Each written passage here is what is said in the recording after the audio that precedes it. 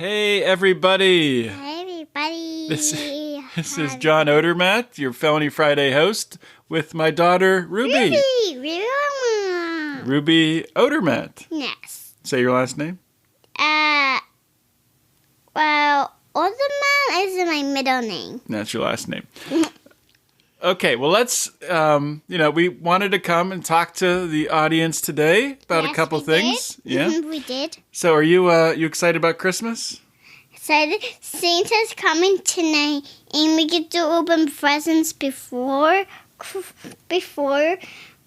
Santa's coming tonight. It's very exciting. Yes. Ruby's 5 years old. She's very excited. And we just wanted to come to you all and wish you a Happy Christmas. A Happy Christmas, a Merry Christmas, a Happy New Year. Happy New Year. And we wanted to thank you all for listening to the Lions of Liberty. Well, yeah, but I got a lot of toys. Yeah, got a lot of toys. And I went into my Mimi and Pappy's for Christmas, and we opened presents. That's always exciting, getting presents from Mimi and Pappy. Mm-hmm. Do you want to tell all the listeners anything else, Ruby? Well, how about we say thank you for listening. Thank you for listening, and thanks for supporting the Lions of Liberty. And I got a new computer from a store.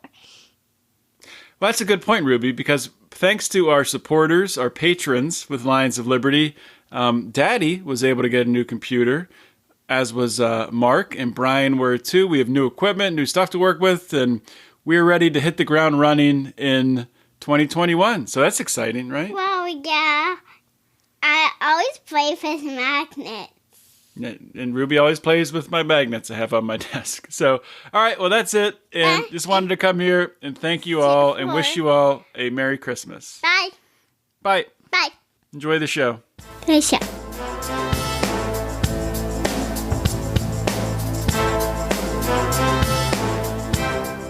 Welcome to Felony Friday, a presentation of the Lions of Liberty podcast. Here is your host, John Odermatt.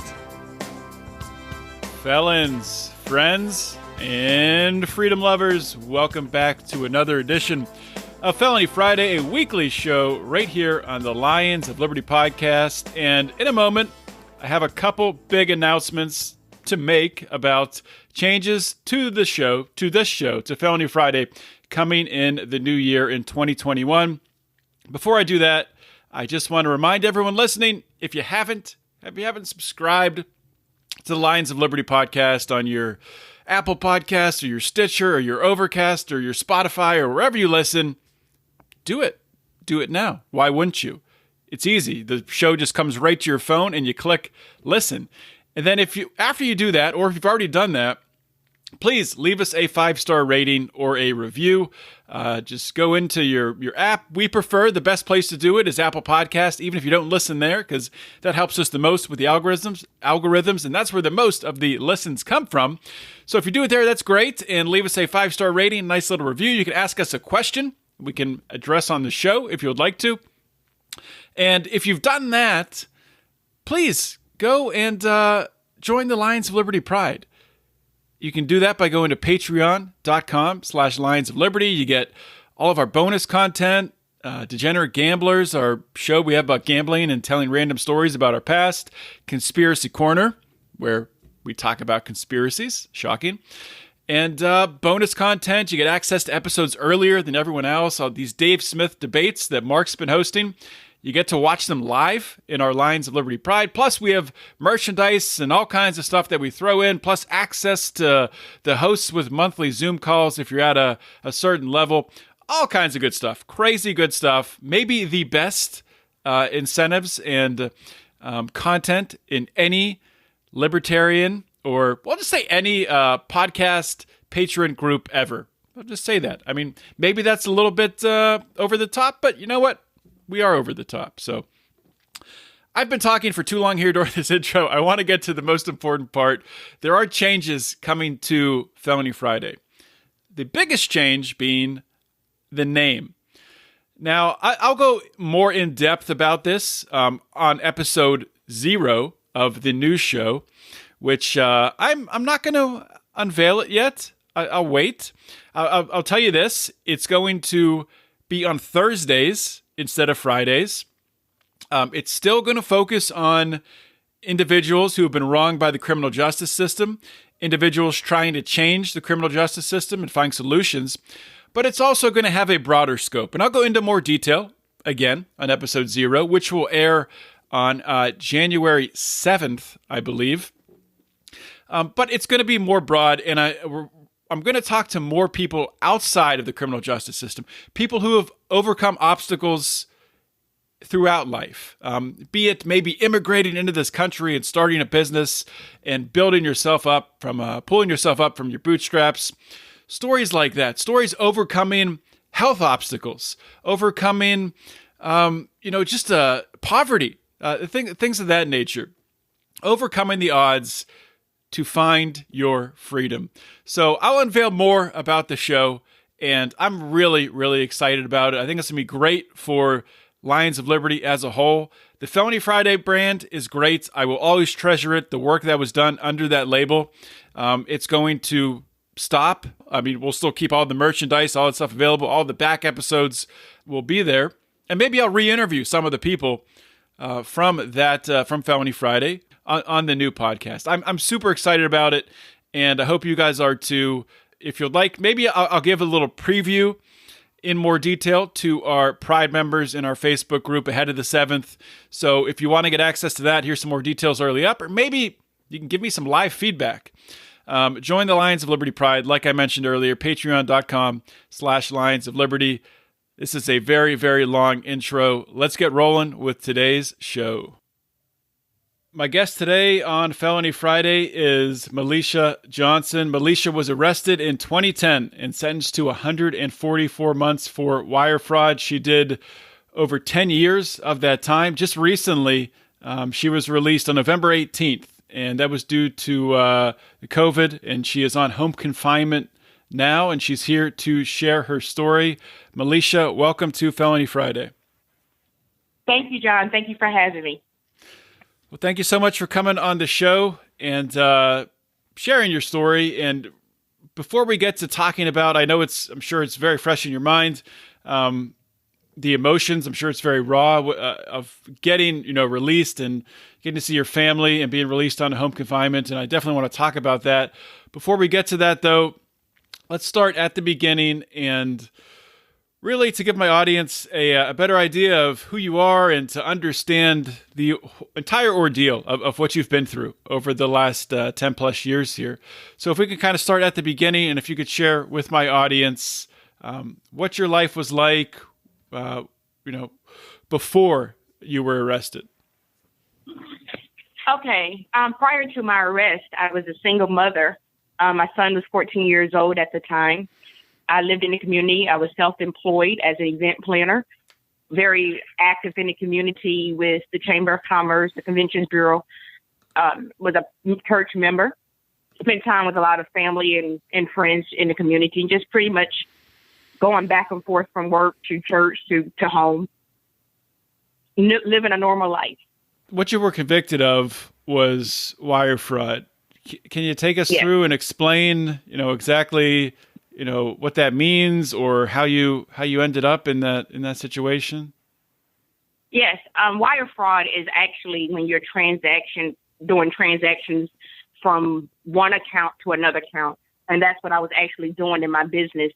I actually had one account, and I was using other accounts to actually take care of my employees. And that's what created the wire transfer. And it was not the account. The account that I transferred the money out was not my account. So this was for a business that you were operating? Yes, sir. What was the business? It was called Memory Makers Event Planning. That was the name of my business. And it just, just a lot of pressure, just trying to live up, set a standard, and just got kind of caught up in some activity there, which ultimately led the last 10 years of my life. So when you were, when you were making these transactions, did did you have an idea that you were doing something illegal? Oh, yes. I knew, but at the same token, I struggled a lot with my pride, self-esteem, just trying to look good in other people's eyes. And when I did it, I was very remorseful, was trying to stop, wanted to stop. And then all of this just kind of blew up, on me. So. Did you know that it could carry, this type of penalty with it, doing 10 years in prison? Definitely not. Yeah. I knew it would have served some time when it came out of it. Number one, I didn't know it was going to be a federal offense. And then number two, the length of time, I had no clue that I would have received a 12-year sentence. So even at the time of my sentencing, I didn't even realize when they called it out that 144 months was actually months. I didn't even hear that at the time of the sentence. Yeah, it's weird how they always say that in months. It's very confusing. I would need to pull out a calculator and try to figure that out. Exactly, because when I got back to the county jail and I was talking to my sisters on the phone, I asked them, I said, how much time did I get? And they said, you didn't hear? I said, no, I heard them say, some months, but I wasn't sure exactly how much time. And that's when they broke it down and said it was 12 years. So the first time you heard that, when you heard 12 years, what was your reaction to that? What was your mindset? Oh, devastated. I hung up the phone, just went in my room and just kind of just couldn't believe that I had got myself into that mess. And then I had to go back and call my son and explain it to him that his mother was not coming home and to give him the length of time that I had to be away. It was just actually devastating. I didn't want to eat. I didn't want to do anything. I just felt like all hope was gone. And even prior to that, John, even before getting the sentence, I actually just couldn't believe that I got myself into the mess to be involved with the U.S. Marshals and the federal. And I tried to take my life even prior to that. And so when I decided that I got to do this is something I have to do. And then when I did it, I received 12 years. So it was very hard. What made it a federal offense? Because what happened, what made it a federal offense is when the money got transferred on, was it a debit card? And then when you're using the money over enough from one state to the next state, that's what made it. Because I was going from state to state, the money that I had on my card, and I was using them in different states. Gotcha. When you were arrested, how did the actual arrest go down? Did they raid your business, or what happened? No, when I got it, actually, Steve, I turned myself in, but that was after I had when I found out that the U.S. government was looking for me, I went away. I went ahead and got my office cleaned out, try to make arrangements of who was going to take care of my son. And I left because I just couldn't, the pride, letting people know what I did, because this was like very embarrassing. So I caught myself trying to leave and just to end it. I didn't want to just start in life again. So I went to New York, and while I was there in New York, the U.S. Marshal, he found me and he called me, and he was very nice and everything. And he just knew that I was going to turn myself in. And I told him that was not going to happen. And he said, I talked to too many people who knew you, and they said that, the kind of reputation and the character that I have. So he knew I was going to turn myself in. And after maybe a couple of weeks of just being miserable, like I just running, just even in the streets of New York, just wanting a car to hit me, just nothing would happen. I was just miserable. And each time that I would call and I would talk to my pastor, to family, they would just say, turn yourself in. And then eventually my father got arrested, and that's what I knew that I had to come on ahead and do. So I got on the plane, headed to Georgia, stayed with my sister overnight to give my son, his final goodbye. And that next morning I went, after taking these pills, my aunt drove me to the county, but I made a stop at the hospital because of the pills. So that's when that was your attempt when you tried to take your life. Yes, it was. Wow. How old was your son at the time? He was 14, 13 going on 14. He had just turned that age because he had a birthday when I was leaving.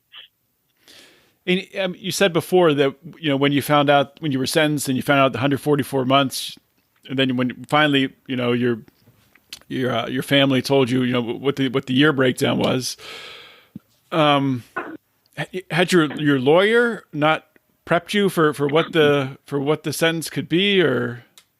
Well, my lawyer told me that I was facing that I can get between 18 to 24 months if I signed a plea. So, 2 years, I can do that. So he told me 18, 24 months. And that was the impression that I thought I was getting. So when I'm hearing months, and then that's what he was telling me, I didn't understand how it jumped from 18 to 24 months to 144 months.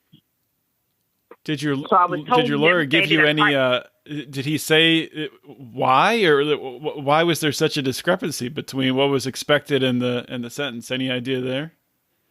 After sentencing, I haven't heard any more from him. After we tried to call him, try to reach out to him, and he wouldn't respond. He never responded to anything. Wow. That's unbelievable. Okay. So you're sitting in prison. What was the first facility they sent you to? Tallahassee, Florida. I was in the Federal Correctional Institute in Tallahassee, Florida. That's where you were the entire time? No, sir. I went from Tallahassee to Alabama, Ellisville, the FBI there, worked my way down to a camp, and I ended up in Coleman, Florida camp. That's where I was released from, in Coleman, Florida. Okay. So 4 institutions. So from the original time, you're talking about the devastation that you're feeling. You're facing serving 12 years, and you end up serving 10 plus years. And yes, you went from just being totally devastated. What got you through serving that time? How were you able to, change your mindset to, come out on the other side and be here, talking with me today to share your story?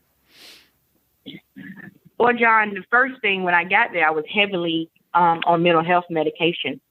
I was almost close to 300 pounds. I was eating, sleeping, depressed, constantly crying. I didn't know how my life, how I was going to make it. I was there with people who I just never thought I would be incarcerated with. Some of the charges, and now since I've been doing time with these people, they made mistakes too. They got caught up in bad situations as well. So it's definitely not a judgment, anymore as it once was.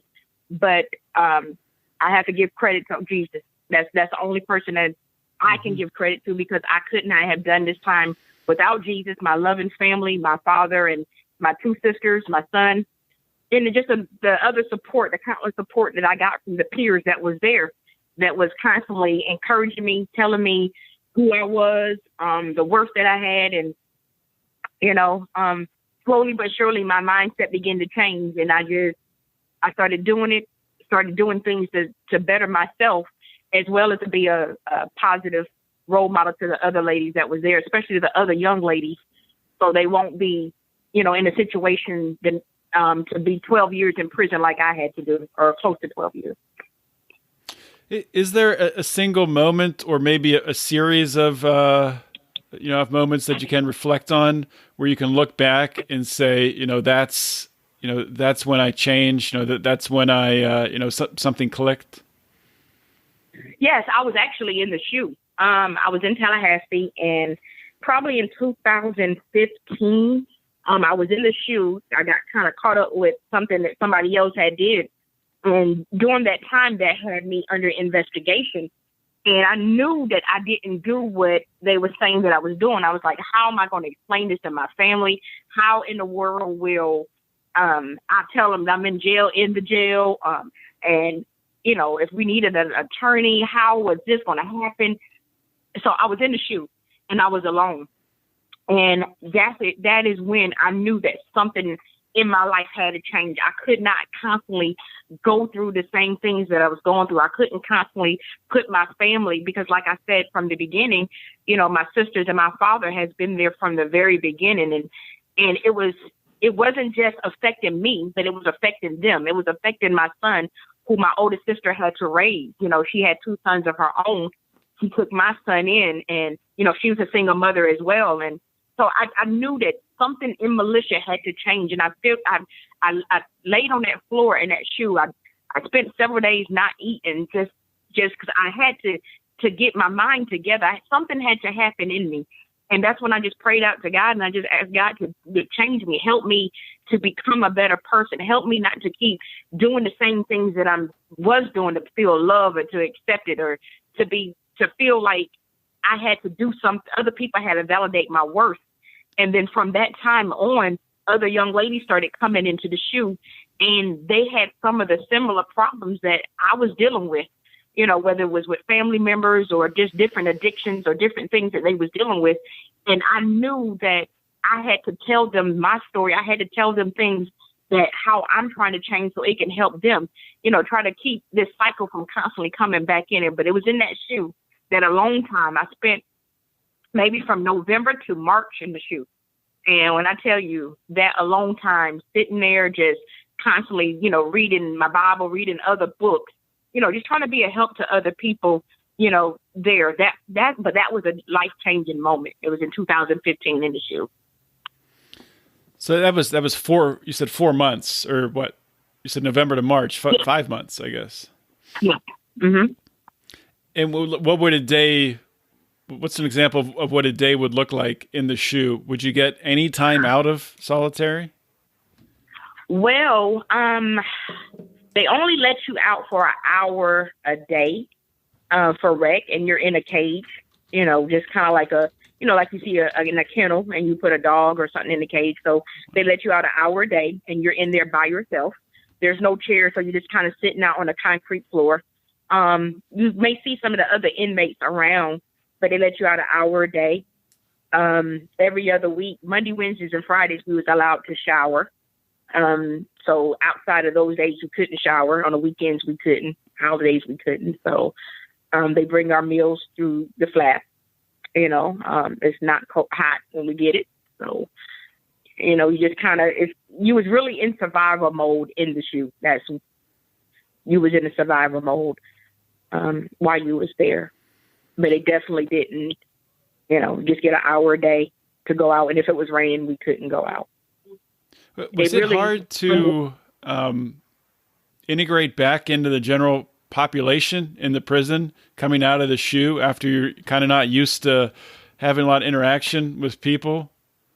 Well, I didn't want to leave. I had actually put in to be on protective custody. I didn't want to leave because I was so used to being in there. I was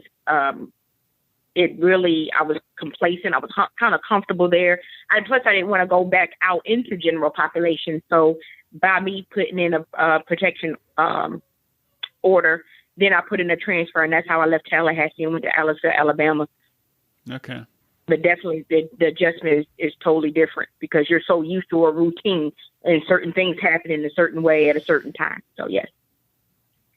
Yeah, I interviewed a couple weeks ago a guy who's actually sitting on death row right now in North Carolina, and he was talking about after some of his stays in solitary and then going back into the population where you're interacting with some other people, that even just going up and down steps and figuring out just doing normal things is very difficult because you haven't done it in so long.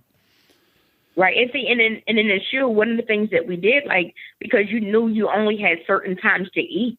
So, certain times we would try to save our food or to put it up so you wouldn't be hungry later. And then going back out into population, we didn't have to do that because we can go to the diner hall and we could eat. Or you had your canteen in your locker. So I didn't have to hoard food like I was doing in the solitary that I would do in population. Mm-hmm. Hey, everybody, taking a quick break here from the show. Wanted to remind you all to check out My man Tyler Colford, a.k.a. Crypto Man, and his new song, Free Ross. If you didn't hear my recent interview with Lynn Ulbricht, that was Felony Friday, episode 230. Interviewed Lynn Ulbricht, played Tyler's song, Free Ross. It's fantastic, phenomenal. Not just for the message of freeing Ross Ulbricht, but overall for changing the broken criminal justice system.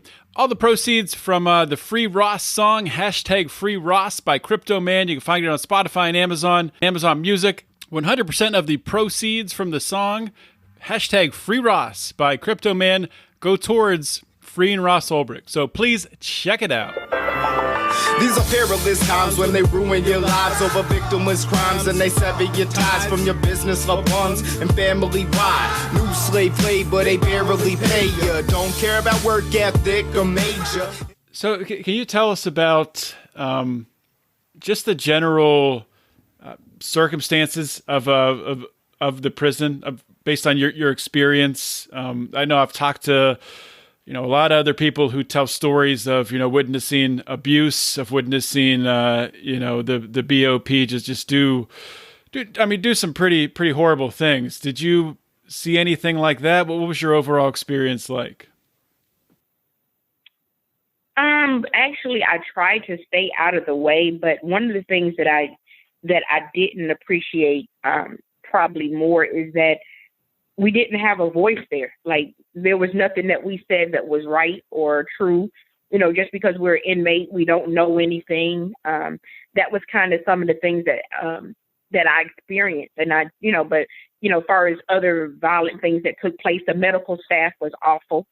You have to be almost dead before they even try to even attempt to see about you, because there's some people who, do things for attention, but not everybody's trying to do anything. And while I was there, we did lose one lady due to COVID complications, because she told the medical staff that she needed her breathing treatment, and the nurse told her it was at another facility and he wasn't going there to get it.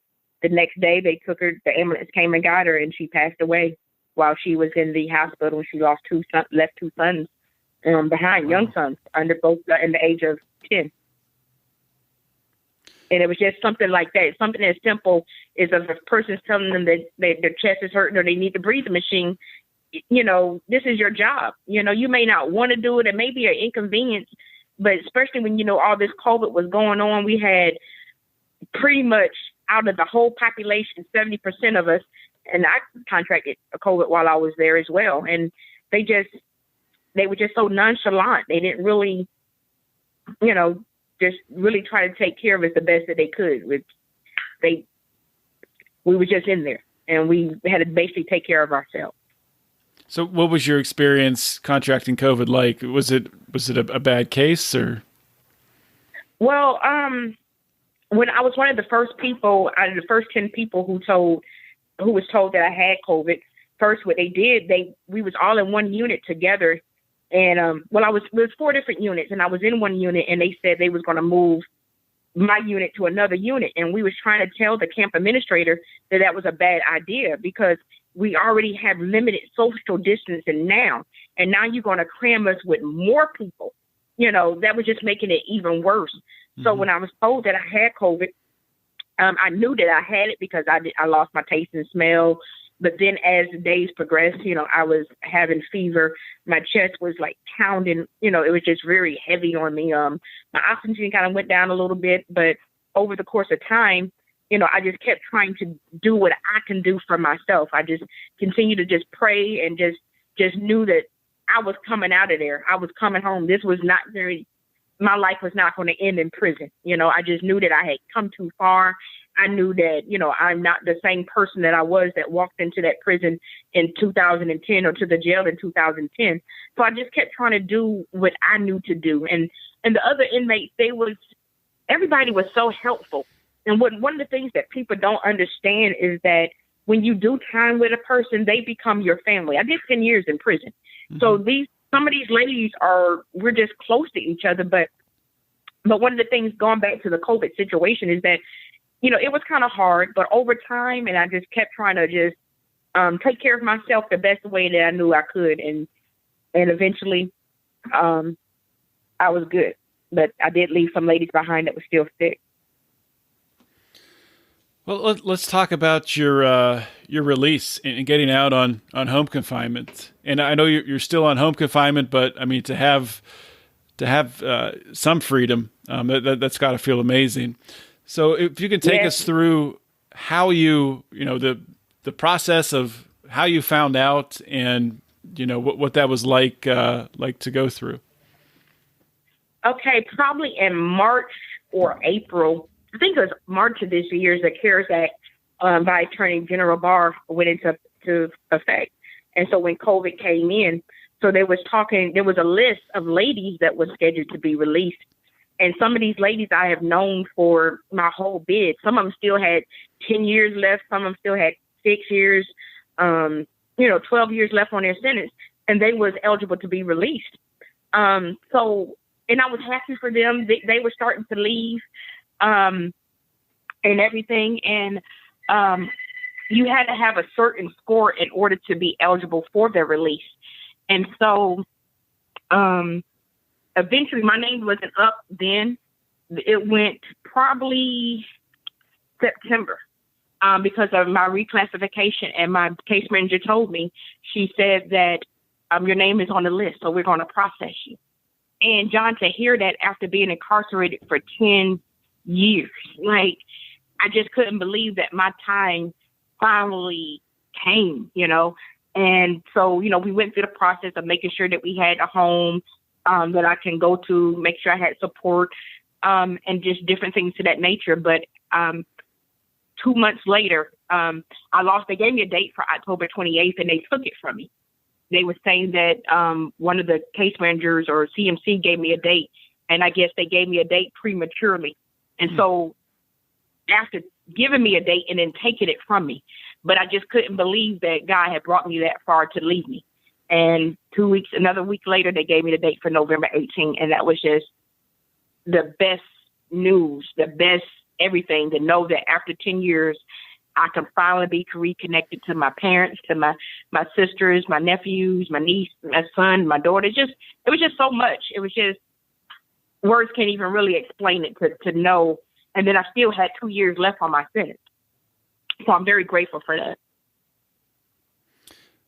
So take us through that, the actual day when you got out. Who came and picked you up? What was that like, stepping out of that facility? Well, it was really a moment I couldn't believe it, because the day before it was scheduled for me to release, they told us they lost our COVID test.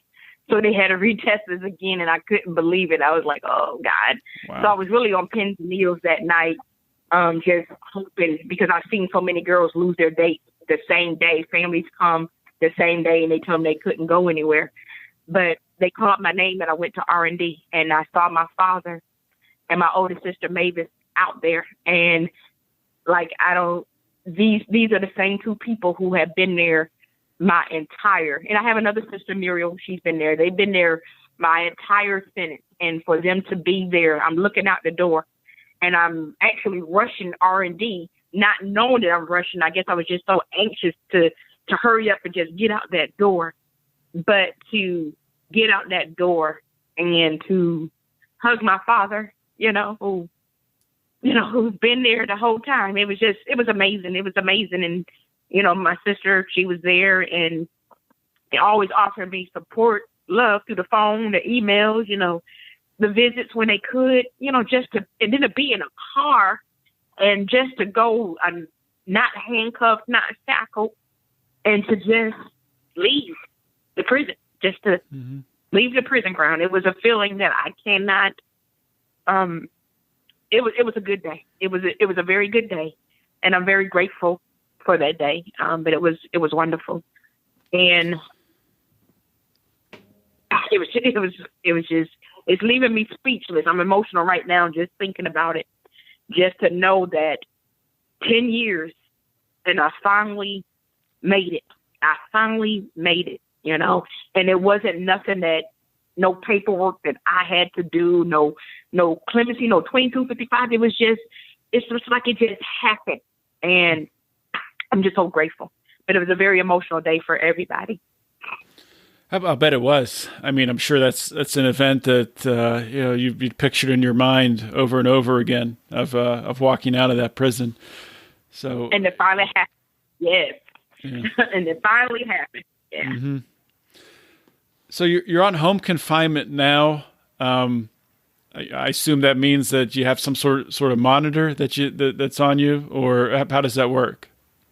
Yes, I have a leg monitor on, but with the COVID release, because I still had 2 more years or maybe a year and 8 months left on my sentence, the ones that was released on COVID, they want us to do the remaining of our sentence on our leg monitor. That's what they're saying. So I do have a leg monitor. The halfway house is the one that monitors me. They're like about 45 minutes away from me. They call me 3 times a day per shift to make sure I'm here. I'm able to leave to go to doctor visits, or every now and then they may let me go to the grocery store to get some essentials or different things of that nature. But I am allowed to go to the doctor's appointment. I have to, matter of fact, they called me probably right before I got on with you. I have to report up there for a wellness check, and let's just kind of see how things are going, take a UA test and different things of that nature. But they are allowed to work. Yeah, I was just going to ask you, are you permitted to work? Yes, we are permitted to work. The instructions from the halfway house, they told me that I have to find the job online. Once I get the job, then they'll approve of my pass or go into my interview. Then just because they hire me don't mean that I'll get the job. So it depends on the halfway house whether they allow me to take the job or not. They will let them know, the employer know that this person is still a part of the BOP. So, occasionally we'll call and make sure she's here or come by, but they're letting them know that I'm still incarcerated. So I've seen some girls that couldn't get jobs because certain jobs didn't want somebody that's still incarcerated, or to have, that kind of the probation officers or the halfway house come in and checking their things. And then there's some that is allowing it. So. Yeah, I mean, they make it very, very difficult. I can only imagine that, what if you were released and you didn't have, a relative or family to stay with? I mean, I'm sure there's people in that situation. One of the things that they do ask us prior to leaving is, who is your family support? Because now the BOP does take care of our medical expenses, but right now the responsibility is on my family to make sure I eat, to make sure, to everything else until I'm able to get a job, but that's one of the things. And if you don't have an address, and if the probation officer or the halfway house don't approve it, they won't let you go. But you do have to have someone who's willing to say that I'm willing to accept this person and they can stay in this home to this the time of the remainder of the sentence, and I'm willing to provide and take care of them. So a lot of responsibilities on my sister. My sister has to, drive me wherever I need to go. She has to, her privacy was invaded, as well, because, the probation officers or the halfway house got to constantly call. Like, they'll call after 12:30 at night, just to make sure, or to do virtual visits. So, I'm very grateful to my sister as well, because once again, she's still doing this time with me, even though I'm not physically in prison, but she's still riding right here with me. So I'm very grateful to her for that. Yeah, I mean, I think that's something that it is talked about a lot. I think that is, I guess, one thing that's pretty common is that, a lot of people that I do speak with, it's so important to have family support or friends who are supporting you to get through this, because there's a lot of people who don't have that support, don't have that that safety net to fall back on, and that just makes it a lot more difficult. And I think that's when a lot of the recidivism comes in, when people don't have a network and they fall back into other habits that got them in the bad situation in the first place. Because I'm going to be honest with you, the transition is not easy. Matter of fact, a friend of mine was talking about maybe doing like a Zoom support group, for those of us who have been down for a while. I have not been around my family for 10 years. So, I've changed, they changed. So it's like we got to, know each other again. It's not easy, but we do thank God for the people that are still in our life and they're still, wanting this. But it's been a struggle, even though I haven't physically been out, just the emotional of not being able to, go out or whatever. It's hard. So this transition, we do need each other. The ones that, and that's one of the things that I don't understand, and I understand them saying that, as far as convicted felons can't be together, but some of us created a familyhood in there, and some of us, we help each other. We help each other out of situations. So, I beg to differ with that because we need each other. Yeah, that's a really good idea to have a virtual support group. Yeah, but is that something that they even allow, because like you were saying, the felons aren't supposed to see each other, but can you see each other virtually? Well, they let us go to meetings together. Like we got group meetings, so we're going to be together in group meetings, and that's physical presence. Right. So right. I don't see why, but I don't know, to be honest with you.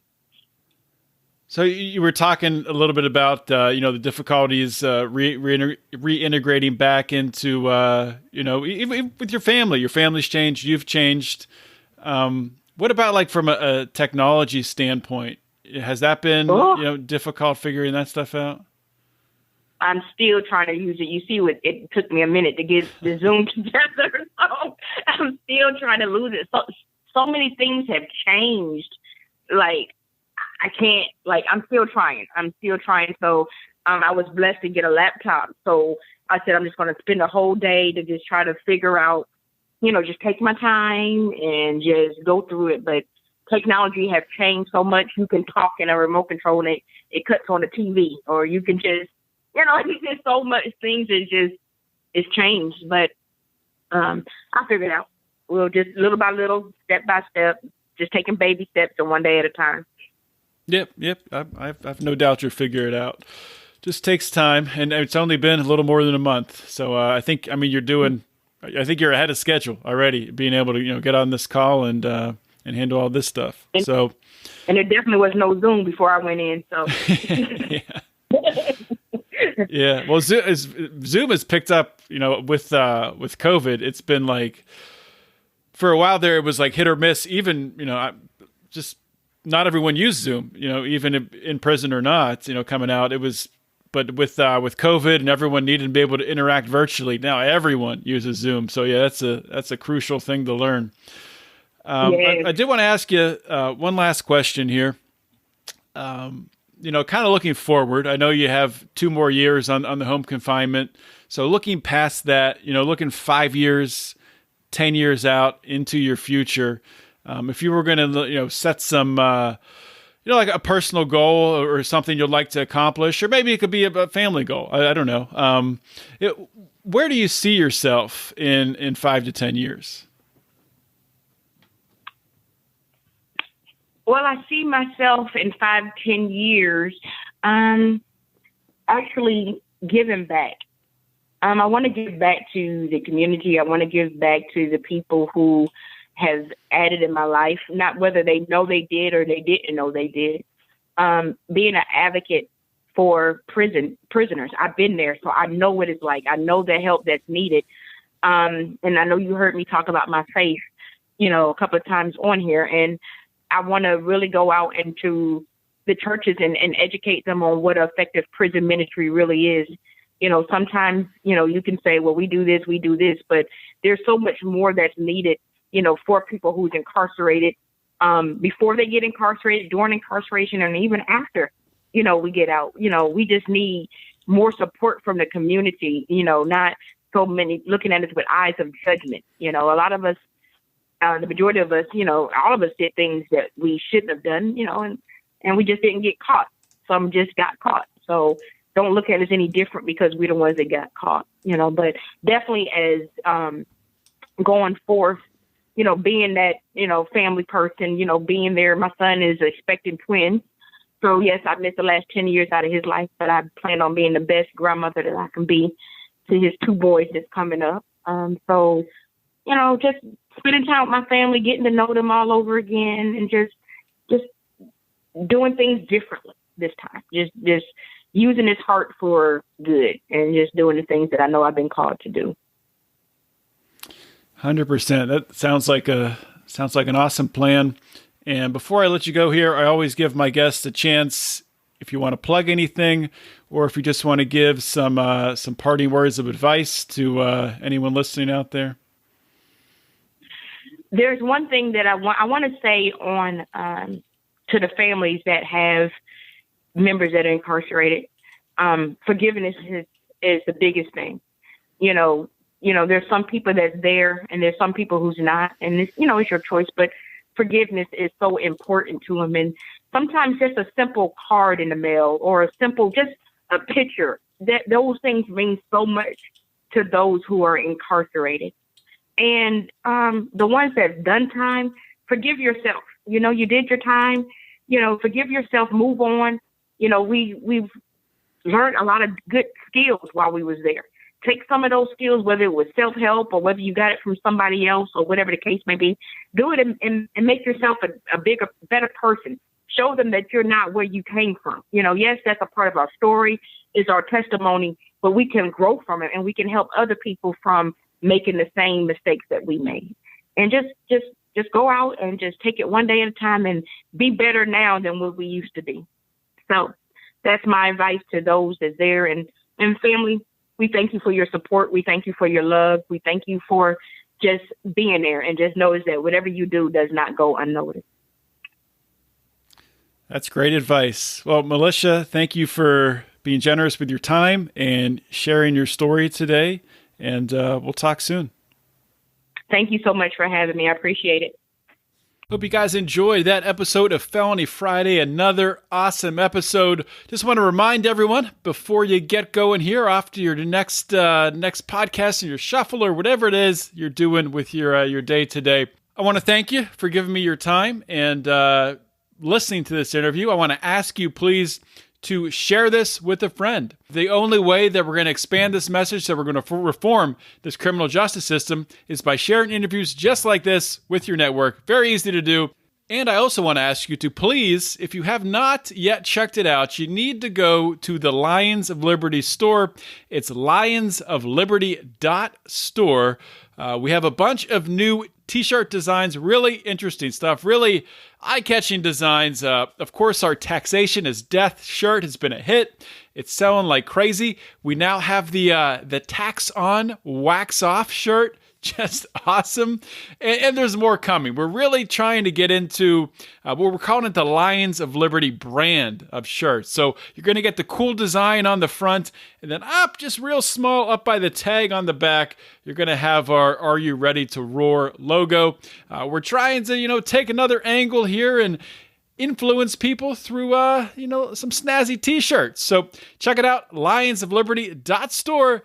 And remember, if you're in the Lions of Liberty Pride, you get 20% off. So for as little as $5 a month, you're going to get 20% off all your t-shirt orders. So to join the Pride, go to patreon.com/Lions of Liberty. And with that being said, guys, thank you so much for joining me. Have a great weekend or week or whenever you're listening to this. Just have an awesome day. I'll talk to you next week. This is John Odermatt signing off. Always remember to keep your head up and the fires of liberty burning.